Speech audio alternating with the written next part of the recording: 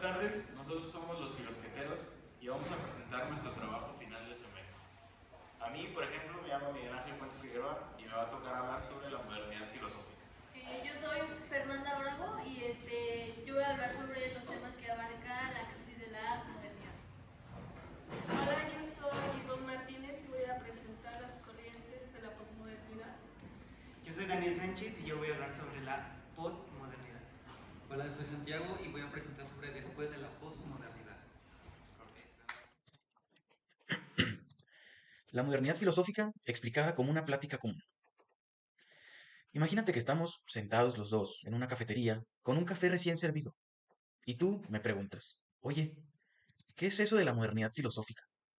¿Y qué pensaban Bacon, Hegel, Comte o incluso Marx?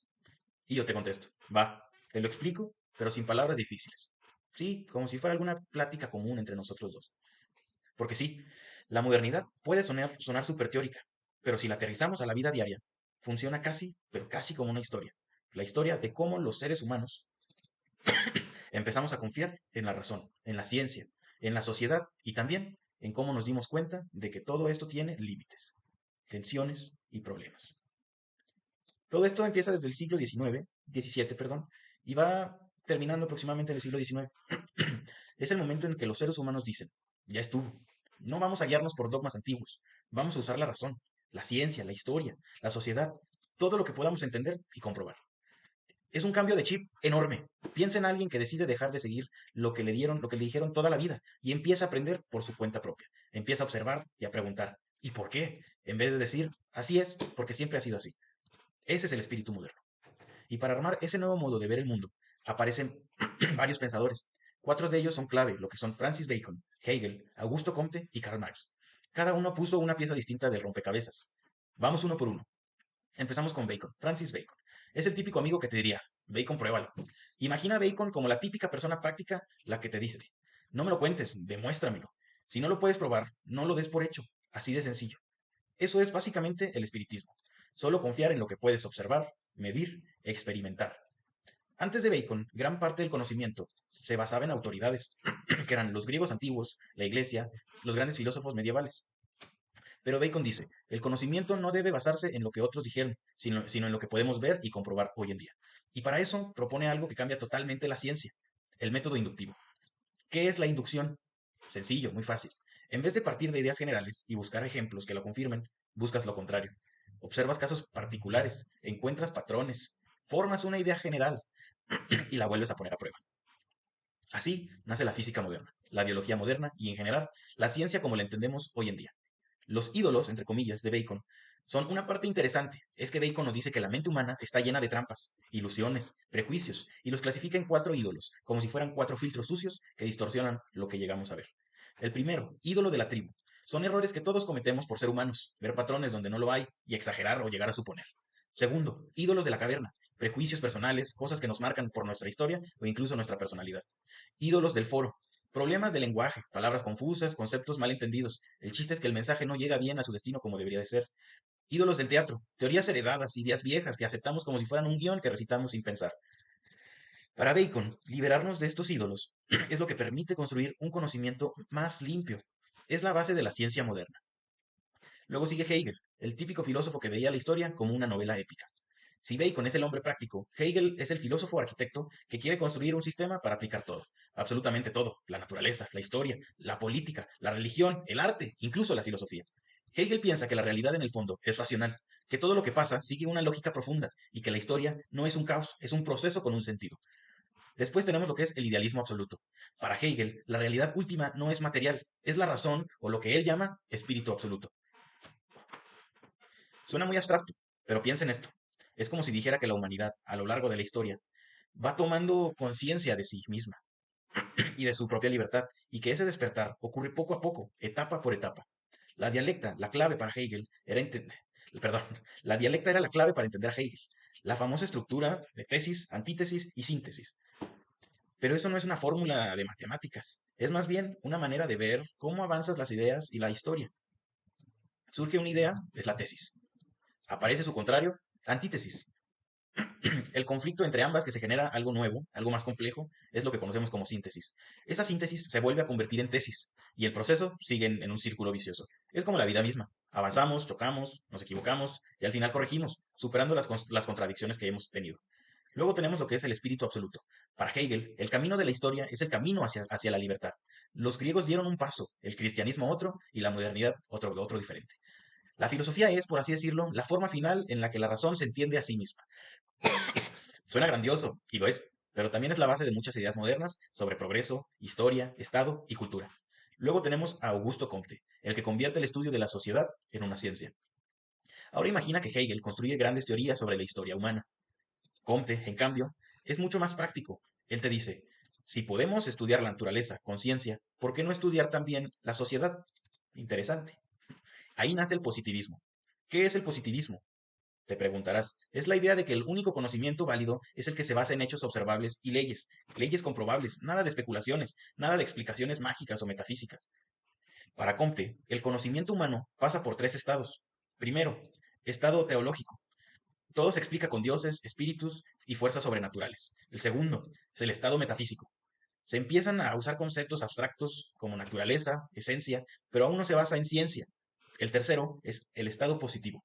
La humanidad por fin empieza a explicar la realidad con hechos, pruebas, observaciones e incluso experimentos. Según Comte, la sociedad moderna debe vivir en este último estado. Luego tenemos lo que es la sociología. Comte inventa estas palabras. Dice que así como hay leyes físicas y biológicas, también debe haber leyes sociales que expliquen cómo vivimos en un grupo, cómo evolucionan las instituciones y cómo se organiza una comunidad. Y propone que el papel de la ciencia social es ordenar y mejorar la sociedad. En muchos países de Latinoamérica, incluido México, el positivismo influyó muchísimo en reformas políticas, públicas y educación. Karl Marx, el que pone la lupa en la economía y el conflicto social.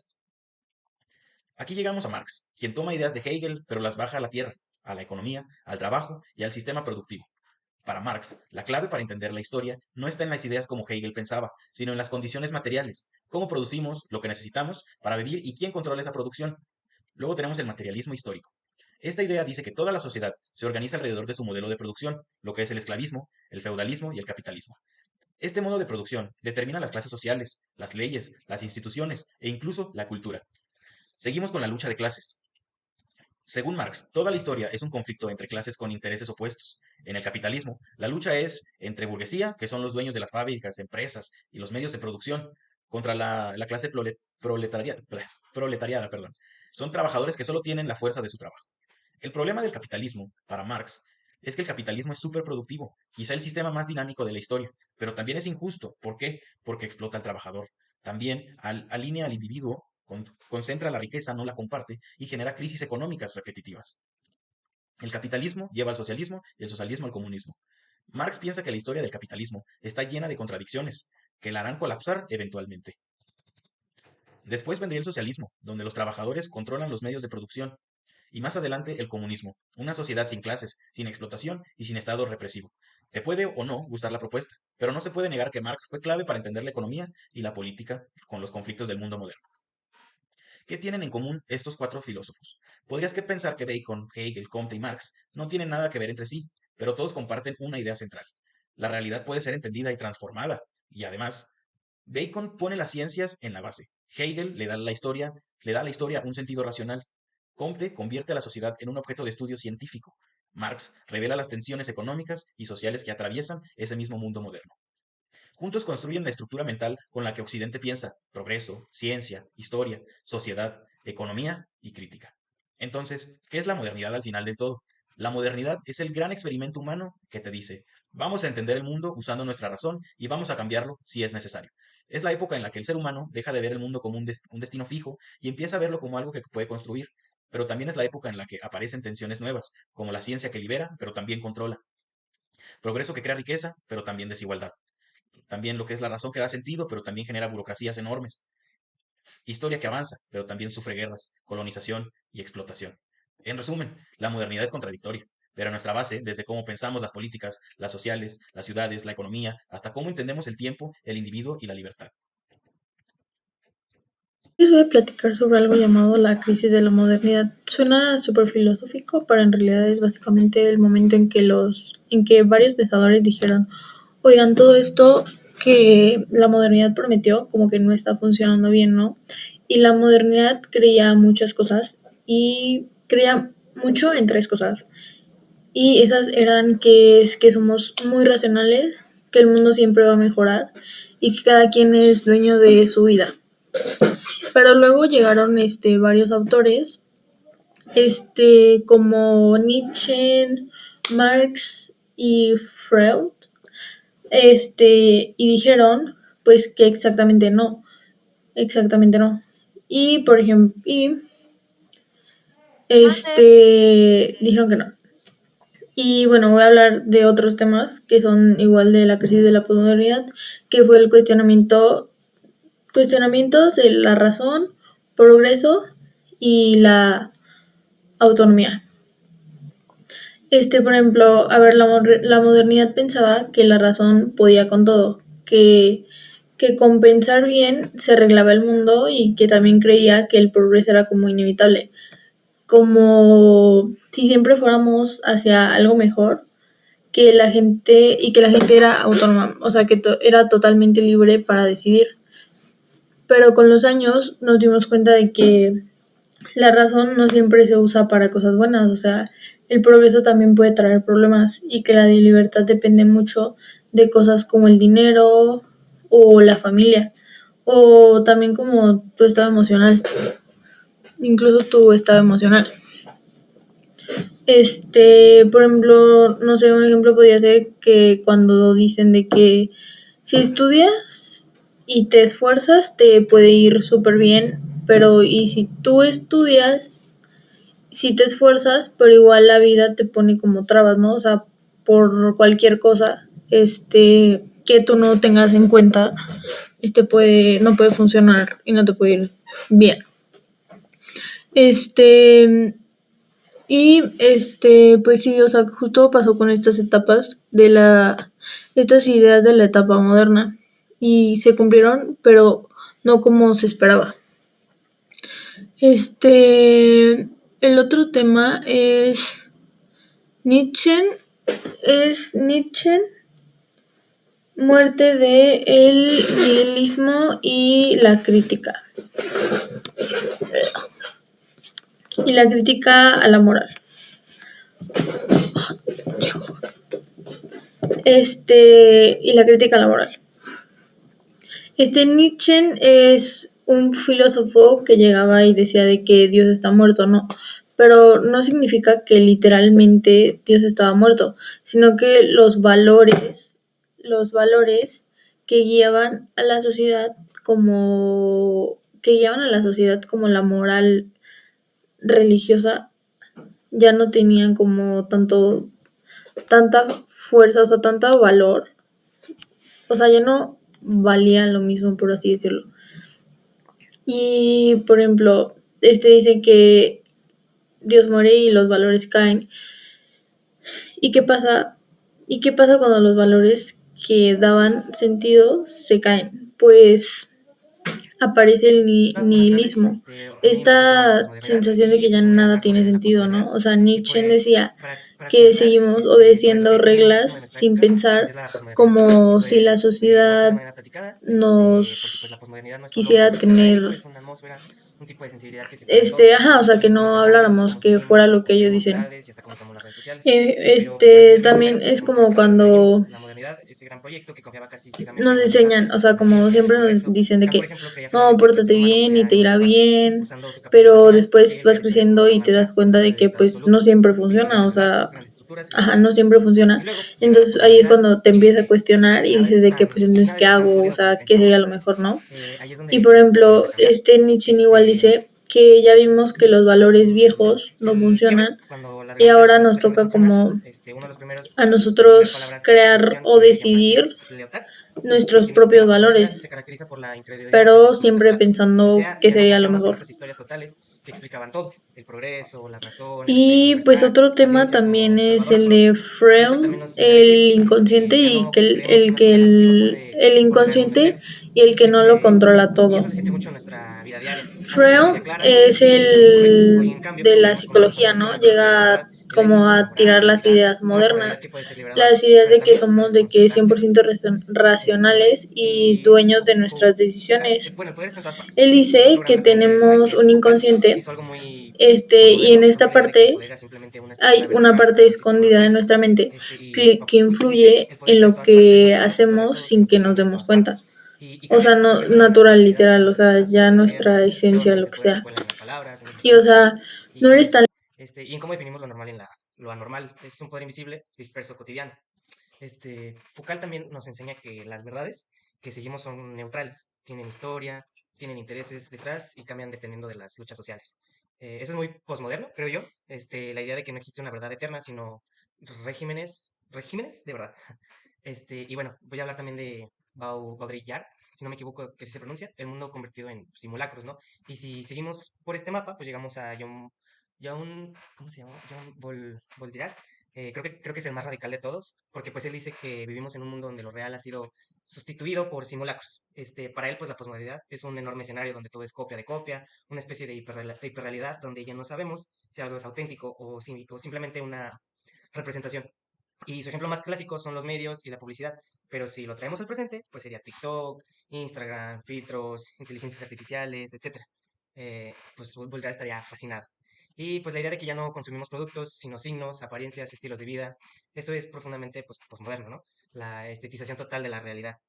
Y pues ya casi para ir concluyendo, también quiero agregar a Bátimo, que pues lo vimos durante el semestre, lo que es el pensamiento débil. Este es un filósofo clave, quien habla del pensamiento débil, y pues no significa que sea pobre o inútil, sino que significa que ya no buscamos estructuras duras, sólidas, absolutas, sino que preferimos interpretaciones flexibles, abiertas, que acepten la complejidad del mundo. Bátimo también nos decía que en vez de tratar de imponernos verdades rígidas, la posmodernidad nos invitaba a convivir con la pluralidad y aceptar el ser humano no puede reducirse a una sola narrativa. Algo muy valioso de Bátimo, pues que es la idea de que la posmodernidad no destruye el sentido, sino que multiplica los sentidos.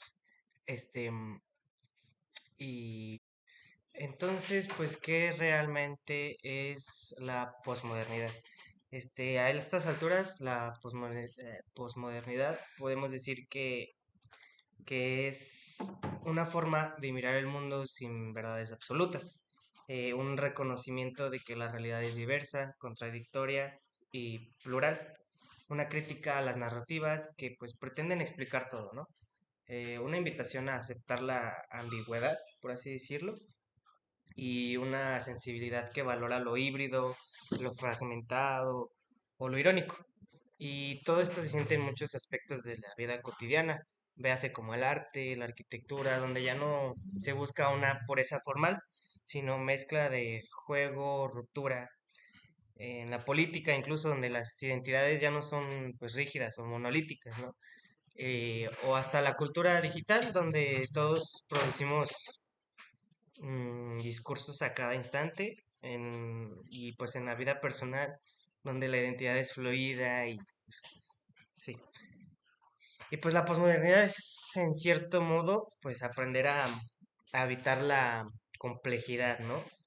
Creo que eso lo tenemos muy claro y pues quiero concluir con si esto es bueno o malo, pues depende a quién se le pregunte, ¿no? Pero para algunos la posmodernidad puede ser liberación, un mundo donde ninguna voz puede imponerse del todo, y para otros es confuso, un mundo donde ya nadie sabe qué creer, pero más allá de juicios, la posmodernidad es el lugar donde vivimos, nos guste o no, nuestras categorías, nuestras prácticas, conversaciones, pues están hechas desde esta sensibilidad que pues sospecha de lo absoluto, que prefiere lo plural, que vive entre Hablar sobre el fragmentos. tema después del Y posmodernismo, quizás en el solo cual voy a quizá profundizar sobre la tres posmodernidad elementos no claves sobre el sea un pensamiento final, sino una contemporáneo. El primero sería Henri transición, Giroux, el una segundo sería especie Roberto Goberti, de y el pausa tercero más que nada sería un histórica donde concepto sobre estamos los valores aprendiendo supremos, a el cual pensar habla desde la especialmente sobre la idea de la muerte de Dios multiplicidad, y el nihilismo, no aunque desde pertenezcan a la campos unidad, distintos, el cual a sería la convivir con la pedagogía, la incertidumbre arquitectura, la sin filosofía, sobre los significa que nos renunciar van a ayudar al sobre sentido. entender cómo pensamos y Y cómo ahora damos sí, ya el sentido al mundo. para cerrar, Bueno, sobre el primer filósofo en el cual vamos a estar pues hablando la será sobre Henry posmodernidad Giroux, es sobre un la educación como concepto base de muy la complejo, democracia esa crítica, el cual pero él pues cuando expresa la su miramos y con desconformidad sobre calma, el sistema educativo que tenemos, entendemos y nosotros que que no ya es un estamos tan caos, acostumbrados que nosotros no sino nos damos cuenta de un lo caos sin mal que está forma, hecho si nos sino un ponemos a cambio pensar, profundo es en en el cómo sentido pues de pensamos que la pues realidad, creo prácticamente a yo. lo largo de nuestra Y vida nos pues han es un enseñado cambio un que montón nos de cosas invita a en el cual no dialogar sabemos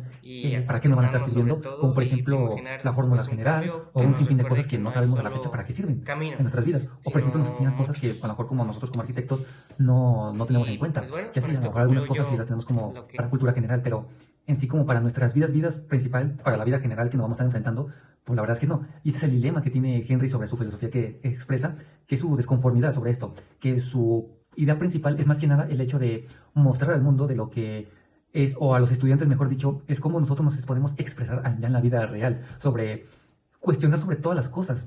O sea, cuestionar por qué es esto o por qué la política se da de esta manera. Eso es lo que quiere llegar Giroux. Lo que quiere principalmente Giroux para nosotros, o más que nada para el sistema educativo, para que nos enseñen a nosotros, es más que nada que nos pongamos al tiro, en pocas palabras, si se puede decir así, es de que en algún momento de nuestras vidas, ya sea para elegir algún político, o a lo mejor para el momento de que estemos trabajando ya como arquitectos y todo ese rollo, es de que no aceptemos ninguna injusticia, como por ejemplo en el tema de los políticos, ¿no? De que tener nuestro criterio propio y evaluar a nuestros políticos que nos van a estar gobernando para que nosotros sepamos si nos conviene o no nos conviene, y de ahí nace lo que es la filosofía de Giroux.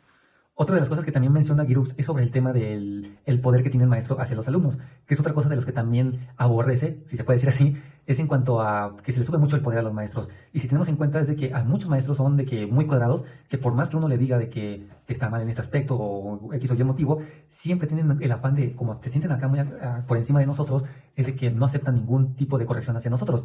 Entonces lo que quiere Giroux hacia los maestros es en cuanto a que tengan una neutralidad hacia nosotros, alumnos y maestros que estemos a la par. Y no en cuanto a que seamos tal cual unos amigos, amigo alumno, amigo maestro, sino que tener también una base como de respeto hacia el maestro y el maestro también que nos tenga respeto a nosotros. Obviamente teniendo los valores que ya nos inculcaron en casa. Es lo que principalmente quiere Giroux hacia nosotros y a los maestros, y sobre el sistema que tiene la escuela principalmente. Hablando sobre el otro filósofo que se llama Roberto Doberti, que se habla de la arquitectura como una experiencia sensible a la hora de habitar, y que su idea principal o filosofía principal habla sobre una crítica o un cuestionamiento, mejor dicho, que habla que no solamente la arquitectura o la filosofía se debe de vivir como algo visual, que como nosotros como seres humanos debemos de aprovechar nuestros sentidos que tenemos, mejor dicho, y aprovechar mejor esa parte, en el sentido de que no solamente sea algo visual, algo geométrico, que sino también aprovechemos el hecho de tener como una experiencia sensible y más profunda a la hora de estar apreciando lo que es la arquitectura o el arte. También propone que la arquitectura sea un poco más diferente de lo normal, que sea un poco, o que tengamos una experiencia sensible, que esa experiencia sea que ocurra entre el cuerpo humano y el espacio que lo rodea, que sea un poco más profundo y que implica apropiarse de un espacio y convertirlo en una parte nuestra de nosotros, pues. Y ya por último voy a hablar sobre los valores supremos, que habla sobre la muerte de Dios y sobre el desafío del nihilismo, que prácticamente lo que dice Nietzsche es de que no habla tal cual de la muerte de un Dios religioso, sino de que divide a la mitad sobre un antes y un después, sobre la edad medieval y la edad del posmodernismo, digo, o de la modernidad, mejor dicho, que más que nada esto es de que deja atrás los pensamientos antiguos que tenían, o que también solamente se enfocaban en la Biblia, que todo lo que venía de la Biblia era la verdad absoluta, que bueno, ya cada quien queda a criterio de sus pensamientos, y pues bueno, en sí pues dejan atrás los valores, los morales, las culturas y las cosas espirituales, y ya se enfocan más que nada en la modernidad, que sería la ciencia y todas las evidencias científicas que tenemos actualmente. Y que bueno, aquí por consecuencia viene el nihilismo, que pues no sería como una crisis existencial, sino de que las personas ya se empiezan a cuestionar de que ¿por qué de esto y por qué del otro? ¿Por qué tengo que tener una familia? Que mi vida tal vez no tiene sentido en cuanto a lo que había dejado anteriormente, que fue la religión. Y así un sucesivo montón de cosas que fue lo que creó el nihilismo. Lo que opinaba Nietzsche sobre el tema del nihilismo no era sobre que era alguna desventaja o algo malo, sino que él lo veía como alguna oportunidad, más que nada porque veía como que si lo anterior no llegó a funcionar, todo lo nuevo que tiene que venir tiene por qué funcionar. O sea, prácticamente como nuestras vidas, si algo no está funcionando y prácticamente son cosas como que te cuestiona de que realmente dices, como que algo no cuadra, ¿no? Dices, pues bueno, vamos a cambiar las cosas. En sí lo que propone Nietzsche es de que no solamente la muerte de Dios es de que se acabó el sentido de la vida, sino que más bien es como una resurrección que tiene el ser humano en el sentido de innovar en nuevas cosas, en el hecho de avanzar como ser humano y evolucionar como ser humano. Entonces, pues en sí ya sería los temas que quería tocar, y espero que hayan entendido mis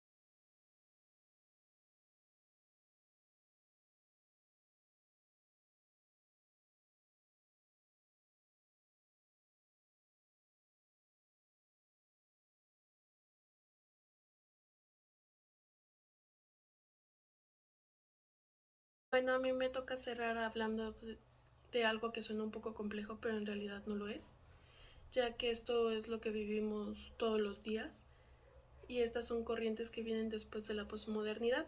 Son ideas que tratan de hablar de cómo somos hoy en día, qué es lo que pensamos y cómo estamos cambiando este pensamiento como humanidad. Voy a estar hablando de 4 puntos, que es el metamodernismo, transhumanismo, poshumanismo e hipermodernismo.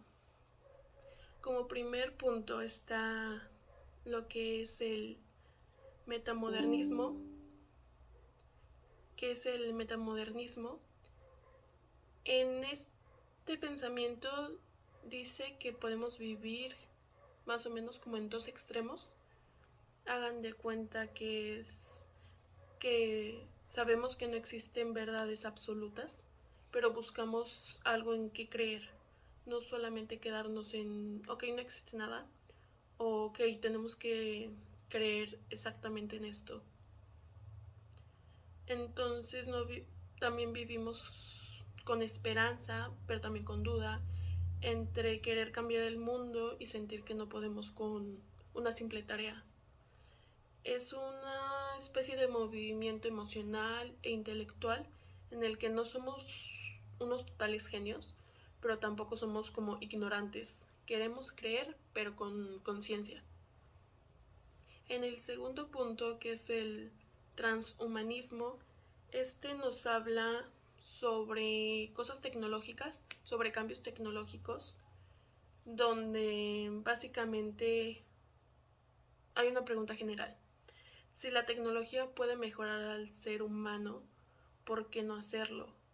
Esto nos lleva a cambios muy significativos a lo largo del tiempo, que ha sido como la integración de prótesis, que se usan desde hace mucho tiempo atrás, pero también se buscan mejorarlas. También lo que es la edición genética, ya que actualmente se puede o se busca modificar desde el embarazo de las personas hasta la implicación de chips que se quiere hacer. Todo esto ha avanzado mucho más hacia lo que es el área de medicina, ya que esto pues alarga lo que es la vida básicamente.